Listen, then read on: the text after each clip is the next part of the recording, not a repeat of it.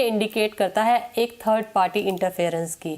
ये बहुत बड़ा इंडिकेटर है कि किसी और की वजह से आपकी लव लाइफ में, आपकी हस्बैंड वाइफ की ज़िंदगी में, आपके दाम्पत्य जीवन में कोई ना कोई प्रॉब्लम आ सकती है। तो आप सबसे पहले तो ये शीशा वहाँ से हटाइए या उसको कवर करके रखिए। सिर्फ आप ये शीशा भी अगर कवर कर देंगे तो आपको उससे भी काफ़ी लाभ होगा। अगर मैंने देखा है काफ़ी लोग अपने बेडरूम में टेलीविज़न भी लगा कर रखते हैं और उसमें भी जैसे LCD डिस्प्ले होता है तो उसमें भी आपको अपना पूरा ऐसे नज़र आता है जैसे कि हाँ वो भी वो मतलब शीशे की तरह ही नज़र आता है। अगर आपकी रिलेशनशिप एक रॉकी स्टेज से गुजर रही है तो डेफिनेटली आपको फिर उसको भी कवर करने की ज़रूरत है। ये बहुत इंपॉर्टेंट हो जाएगा क्योंकि वो भी मिरर का ही काम कर रहा है। अगर आपकी रिलेशनशिप नॉर्मल है तो फिर भी इसको मान सकते हैं कि आप चलाइए। देखिए वैसे तो अगर हम अच्छे वास्तु या अच्छी फेंगशुई की बात करें तो बेडरूम में आपको टेलीविज़न नहीं लगाना चाहिए। आपको किसी और एरिया में घर के टेलीविज़न लगाना चाहिए। लेकिन अपने कंफर्ट के लिए लोग बेडरूम में ही टीवी लगाने लग गए। लेकिन आपको ये देखना चाहिए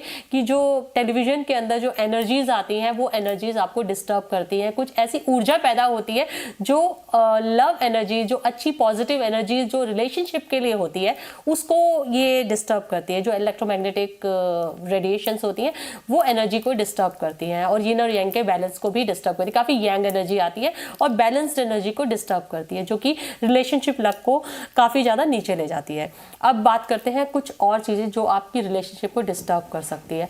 अगर आपके बेडरूम में या आपके पूरे घर में कुछ फ्यूज्ड बल्ब लगे हुए हैं, आप देखिएगा कोई ऐसे बल्ब्स तो नहीं है जो कि फ्यूज हैं और आपने फिर भी लगा रखे हैं, तो वो भी आपकी रिलेशनशिप को अफेक्ट कर सकते हैं। उससे भी आपकी हस्बैंड वाइफ की रिलेशनशिप में प्रॉब्लम आ सकती है। तो आप सबसे पहले ये भी देखिए कि आप उन बल्ब्स को तुरंत रिमूव करें। कोई भी क्लटर अगर कहीं पड़ा हुआ है तो उसको भी आपको रिमूव करना पड़ेगा। अपने वार्डरोब को भी आप प्रॉपरली रखिए। अगर आपकी रिलेशनशिप में कोई बड़ा ही कोई ऐसा इशू आ गया है कि आप हमेशा लड़ते रहते हैं तो डेफिनेटली आपने अपने वार्डरोब को ठीक से रखा नहीं, या आपने नहीं रखा या आपके स्पाउस ने नहीं रखा, तो आपको वो भी बहुत अच्छे से देखना होगा।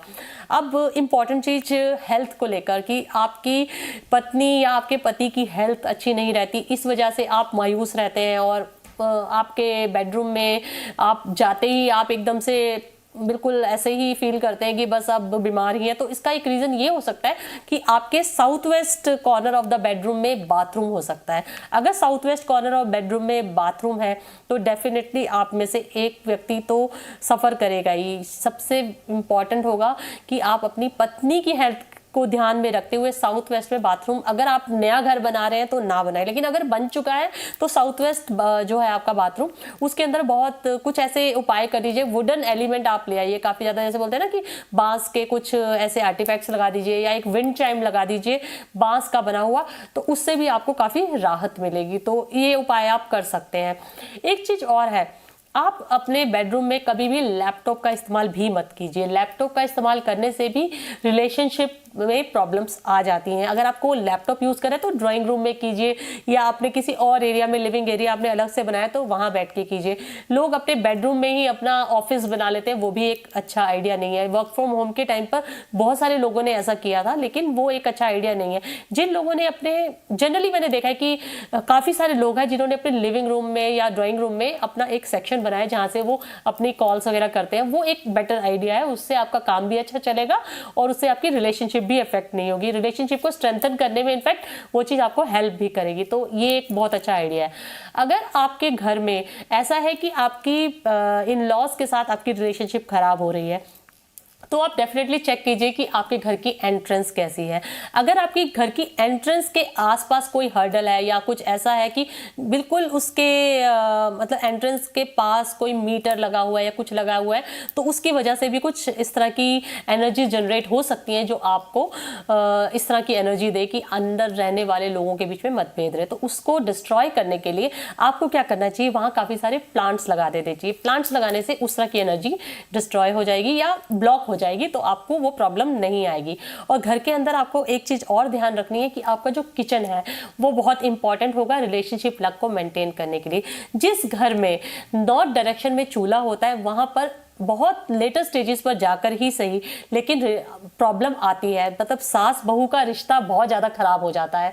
देखा जाता है ऐसा कि नॉर्थ डायरेक्शन में, क्योंकि नॉर्थ डायरेक्शन होती है वाटर एरिया, और वाटर एरिया में कुबेर स्थान पर आपको फायर नहीं लगानी चाहिए। और कई लोगों का मैंने देखा कि साउथ डायरेक्शन जो कि फायर एरिया होता है, वहाँ पर लोग पानी लगा देते हैं। तो जब ऐसा होता है तो मैंने देखा है कि बहुत ज़्यादा उस परिवार में कलह रहती है और लोगों के बीच में इंटरनल कॉन्फ्लिक्ट बढ़ जाते हैं। जब ऐसा होता है तो उस घर के लोगों को सबसे पहले मैं यही सलाह देती हूँ कि चाहे पैसा खर्च करना पड़े, लेकिन ये किचन में नेसेसरी चेंजेस उनको जरूर कर देने चाहिए कि साउथ में उनको फायर एरिया रखना चाहिए, और क्या बोलते हैं जो नॉर्थ डायरेक्शन में उनको वाटर शिफ्ट करना चाहिए। अगर साउथ में आप फायर ना शिफ्ट कर सके तो ईस्ट में भी आप शिफ्ट कर सकते हैं, वो भी एक अच्छा डायरेक्शन माना जाएगा फायर के लिए।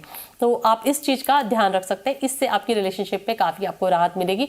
इसके अलावा भी अगर आपको रिलेशनशिप में प्रॉब्लम आ रही है तो कुछ क्रिस्टल्स पहनने की सलाह मैं आपको देती हूँ।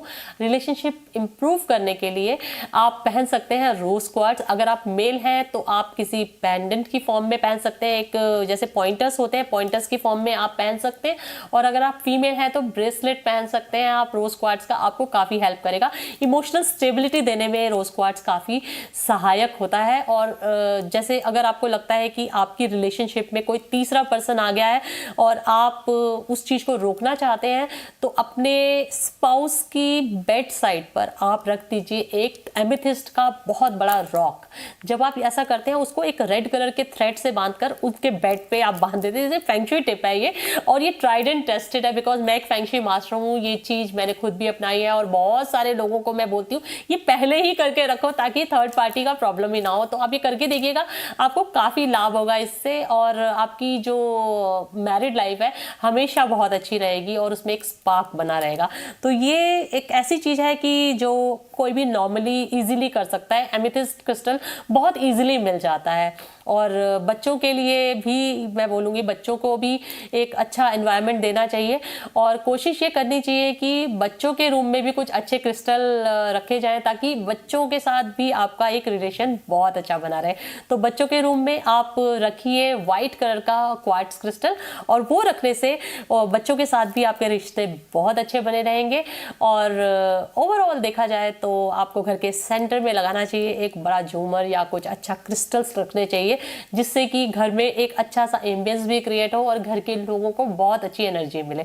तो ये कुछ ऐसी टिप्स थी जो आप अपना सकते हैं अपने घर में, अपने पति पत्नी के रिश्ते भी इंप्रूव हो, घर के मेंबर्स के भी रिश्ते इंप्रूव हो, और बच्चों के साथ भी आपके रिश्ते। तो ओवरऑल जब आप घर से खुश निकलेंगे तो आप पूरे संसार को फतेह कर सकते हैं। तो इन्हीं टिप्स के साथ मैं इस शो से लेती हूँ इजाजत, अगले शो तक। तब तक के लिए नमस्कार।